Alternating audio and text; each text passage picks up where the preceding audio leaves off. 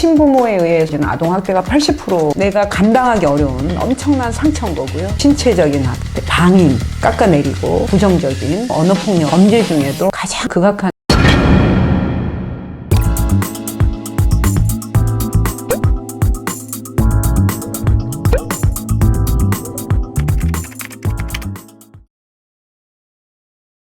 예롱님의 사연 소개로 시작할게요. 어릴 때 저는 사회성이 매우 좋은 밝은 아이였습니다. 그런데 초등 고학년 때 재혼 가정이 되면서 계모로부터 약 3, 4년 동안 정신적, 신체적 학대를 당하면서 조금 변하게 되었습니다. 매사에 주도 면밀해지고 눈치를 보는 아이로 변했습니다. 그렇게 하지 않으면 혼나고 맞는 일이 더 많아지기 때문이었죠. 아버지가 3교대 근무로 안 계신 때는 늘 혼나고 외투도 없이 밤새 쫓겨나 해가 뜨면 문을 열어주곤 했습니다. 그렇게 등교하는 것은 아주 일상적인 일이었어요. 자기 전에 늘 여러 가지로 트집을 잡히고 혼낼 때가 많았고 안 혼내는 날에는 또 다른 어떤 일이 생길까 두려워했던 기억이 납니다. 담임 선생님, 교회 선생님, 아버지, 친척, 이웃 모두 좋은 사람들이었지만 저에게 현실적인 도움이 되진 못했어요. 5학년 때 너무 힘들어서 가출을 생각했지만 아무리 생각해도 대책이 없어서 할 수 없었어요. 어른이 된 저는 사회에 대한 불신이 있는 것 같습니다. 그때 영향일까요? 사람에 대한 회의감도 가지고 있고요. 그래서 아웃사이더처럼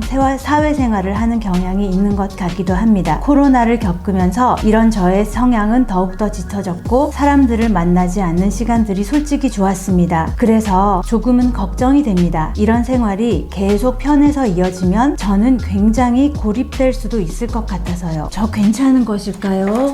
예롬 씨한테 큰 상처를 준 이 계모의 행동은 굉장히 폭력적이고 외투 없이 쫓아내고 너무 끔찍하죠. 우리가 이제 이혼 가정 또 재혼 가정 이런 과정에서 우리 아이들이 또 발달 연령에 따라서 사실 경험하게 되는 심리적인 충격이랄까요? 또 심리적인 반응이 있거든요. 그래서 또 그게 잘 해결이 안 됐을 때 오는 여러 가지 이제 문제점들이 사실은 있거든요. 그래서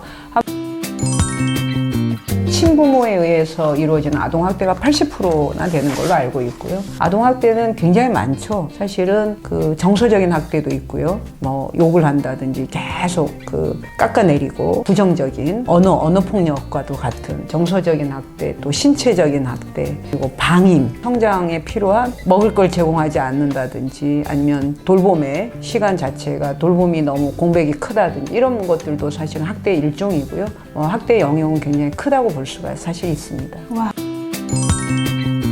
건강한 환경 속에서 그리고 부모님의 충분한 사랑을 받으면서 뇌의 발달이 훨씬 극대화되는 이런 과정들을 밟는 건데 세상에 태어나서 최초의 내가 사랑을 받아야 될 존재로부터의 학대자. 그러니까 이거는 뭐 정말 어마어마한 끔찍하다고 얘기할 수 있는 그런 성질의 것이죠. 그리고 내가 감당하기 어려운 엄청난 상처인 거고요. 그거야말로 트라우마 중에 트라우마. 가장 강력한 트라우마라고 얘기할 수 있는 거고요. 그리고 그 트라우마가 남기는 후유증들은 심대하죠. 신체적으로도 심대하고 심리적으로도 심대하죠.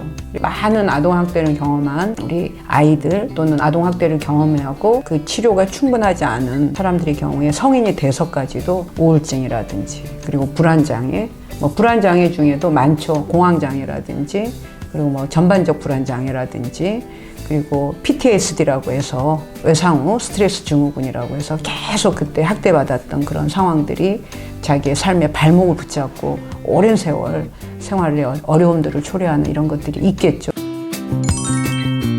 우리 아동을 만나게 되는 우리 학교 선생님들 또는 유치원이나 어린이집 선생님들 또는 의사들 아동학대의 징후가 발견된 아동에 대해서 신고해야 될 의무가 들어가는 이유가 아동이 스스로 자기를 보호할 수 있는 능력이 안 되기 때문에 오는 거거든요. 철진한 옷을 입고 있거나 또는 어디 보이지 않는 멍자국이나 설명할 수 없는 어떤 상처들이 많이 있거나 이게 다발성 그 골절들이 있는데 그게 어떤 그 부모의 설명으로도 설명이 안 되는 상처들 이런 것들을 발견하는 그런 경우들도 있고요. 굉장히 또 중요한 부분이 뭐냐면 방임. 예를 들어서 영양이 굉장히 불충분하게 보인다든지 흔히 이제 학교에서 냄새 난다고 무시하고 그런 아이들 중에도 상당 부분은 또 아동학대의 징후로 잘 관찰해야 되는 경우도 사실은 많은 거예요. 하나의 단서들이 되는 거라고 볼 수 있죠. 아동학대를 받은 아이들의 심리는 다양한 방식으로 나타나요. 불안해하는 아이들도 있고 또 우울하고 무기력한 아이들도 있고 사람들을 회피하는 아이들도 있고 아니면 어느 누구에게라도 쉽게 달라붙는다고 해야 되나요? 뭐 이런 경우들도 있고 아주 다양한 방식들이 취하기 때문에 우리가 그 단편적인 것 갖고는 실은 알기 쉽지 않은 경우도 있지만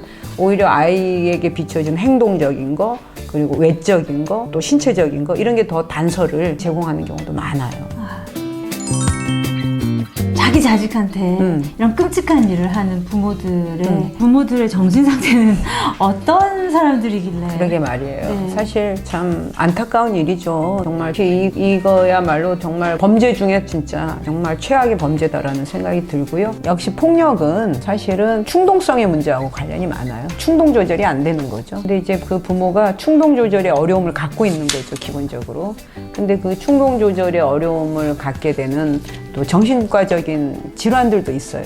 정신과적인 문제가 있는 경우는 치료를 받으면 되는 거고 가정폭력의 어떤 대물림의 문제 내가 또 그렇게 받아왔기 때문에 가해자와의 동일시처럼 내가 이렇게 피해자였는데 과거에는 내 부모가 나한테 했던 거를 다시 또 답습하는 방식에 이렇게 이제 가는 부분들이 있고요. 또 우리 사회에 아직도 그게 이제 가부장적인 문화나 이런 것들이 남아있는 잔존해 있는 곳에서는 마치 이제 부모의 소유물로 바라보는 그런 어떤 인식이 아직도 남아있는 것도 또 작용할 수가 있는 거죠. 그래서 체벌 문제가 있었거든요. 뭐 미운 자식은 떡 하나 더 준단가? 뭐 이런 식의 문화들도 있었던 거거든요. 그래서 엄격하게 자녀의 행동을 좋은 방향으로 끌고 가기 위해서는 체벌이 굉장히 좋은 강력한 훈육의 수단이다. 이렇게 이제 받아들였던 시절들도 있었거든요. 이제 옳지 않고요. 결국은 가장 사랑을 받아야 될 존재로부터의 그 폭력의 경험은 우리 자녀의 일생에 씻을 수 없는 상처를 남기는 정말 범죄 중에도 가장 좀 극악한 형태의 범죄라고 저는 생각이 들거든요. 해결이 될 수 있도록 이제 노력을 더 많이 해야 된다고 생각해요.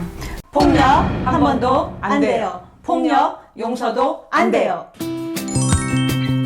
이혼 가정들이 많이 늘어나고 있어요. 그리고 또 그에 비례해서 또 재혼 가정도 많이 늘어나고 있는데 비해서 이혼할 때 그렇게 성숙하지는 못해요. 많은 커플들이 이제 이혼을 커플 간의 문제와 자녀의 관계 문제는 좀 분리시켜서 생각할 수 있는 성숙함이 필요하거든요. 커플끼리는 서로 사이가 좋지 않고 같이 안 사는 걸 결정할 수는 있지만 자녀들의 성장에는 엄마도 필요하고 아빠도 필요한 게 맞는 거거든요. 이혼하고는 그 아이를 하나의 무기로 해서 상대방을 조정하는 수단으로도 되게 많이 쓰고요. 이혼의 과정, 프로세스에서도 굉장히 우리 아이들이 상처를 많이 받거든요.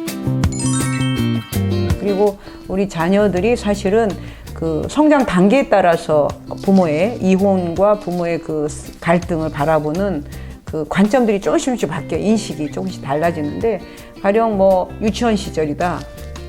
그럼 마치 그때까지는 내가 뭔가를 잘못해서 우리 엄마 아빠가 저렇게 싸우는 거고 뭔가 우리 엄마 아빠가 나 때문에 저렇게 갈라서는 거다라는 식의 말도 안 되는 자기하고 관련된 이게 아니잖아요. 너무 어리니까 이렇게 생각할 수도 있거든요. 이혼한 가정의 많은 아이들이 언젠가는 우리 엄마 아빠는 재결합을 할 거다.